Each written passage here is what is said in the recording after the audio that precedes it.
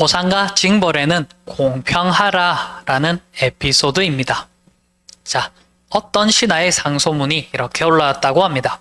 상을 내림에 있어 소원한 사람을 빠뜨리지 않고 처벌을 함에 있어 종친이나 귀중한 신하를 편애하지 않으며 공평함을 시비로 재는 표준으로 삼고 인의를 선악을 구분하는 줄로 삼으며 관리의 시비와 공과 허물을 잘 살펴서 그들의 맡은 직책의 명분을 다하고 담당하고 있는 임무에 따라 관리의 우열을 이해하면 간사함과 정직함이 모두 가려지고 좋음과 나쁨이 자연스럽게 분명해집니다. 라고 이야기를 했습니다.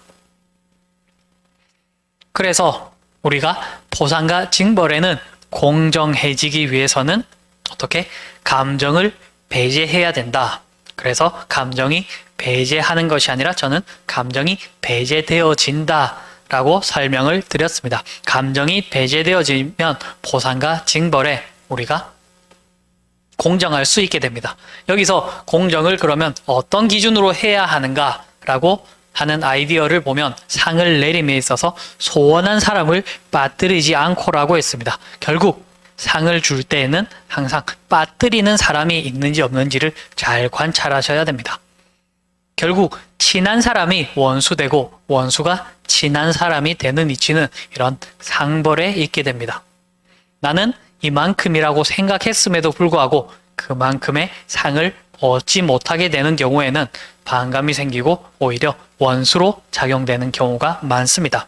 그래서 항상 기준은 공정하게 설정을 해놓고 그에 맞춰서 내가 어디인지 정확하게 판단할 수 있게 하는 것, 그런 기준들이 필요하게 됩니다.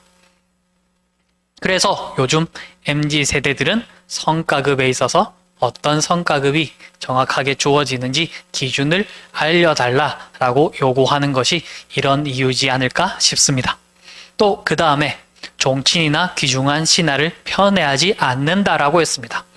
물론 사람이 정이 생기기 때문에 내가 좀 더 마음이 이끌리는 것은 사실입니다만 군주는 절대 그것을 드러내서도 안 되고 그것을 활용해서도 안 되고 그것이 철저하게 숨겨져야 한다라는 것입니다.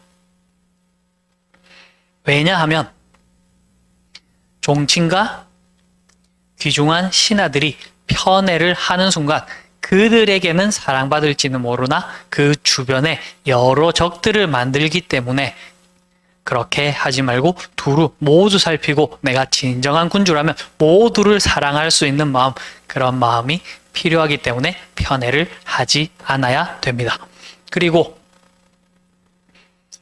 공평함을 시비를 재는 표준으로 삼으라고 했기 때문에 공평함은 어떤 기준, 절차에 의해서 살펴야 한다라고 제가 예전에 말씀드렸습니다. 그 기준은 법이면서 어떤 기준 설정 값일 수도 있지만 그것이 스스로 돌아가는 자연의 하늘의 이치에서 봤을 때는 자연히 돌아가는 그것이 공평함이다 라는 이야기들도 조금 어려웠지만 했다라는 것 여러분들 기억하시면 좋겠습니다. 인의를 선악을 구분하는 줄로 삼으며 라고 했습니다. 결국 인과 을을 통해서 우리가 옳음과 옳지 않음을 판단해야 한다라는 것입니다. 물론 옳음과 그름을 판단하는 그 이전의 것이 있습니다만 그것을 일단 넘어선 다음에는 다시 옳음과 그름을 판단해야 하는 순간이 있는데 그것을 판단하는 것은 무엇이다? 인과 의이다. 결국은 사람의 하는 생각이 아니라 하늘의 하는 생각을 통해서 옳음과 그름을 판단해야 된다라고 이야기하고 있습니다. 그래서 인과 의를 통해서 선악을 구분해야 된다. 그것을 통해서 관리의 시비와 공과 허물을 살펴서 그것들에 따라서 징벌과 보상이 이루어진다라고 말하고 있습니다. 어떤 일을 함에 있어서 가장 어려운 것이 이렇게 보상을 하고 징벌을 하는 것입니다. 만약 모든 위기 상황을 통해서 한마음 한뜻이 된다면 그때는 보상도 생각하지 않고 징벌도 생각하지 않고 이 위기를 탈출할 것만 생각합니다만 그것이 끝나고 났을 때에는 반드시 보상과 징벌이 있어야 되기 때문에 그 징벌과 보상에 대한 기준을 명확하게 만들어 놓는 것이 우리가 군주로서의 제대로 활용하는 방식입니다. 물론 이것이 딱 맞아떨어지지는 않습니다. 왜냐하면 요즘에 있어서는 이것을 어떤 정확한 데이터로 판단하기가 쉽지 않은 경우도 많습니다. 만약 재무팀에서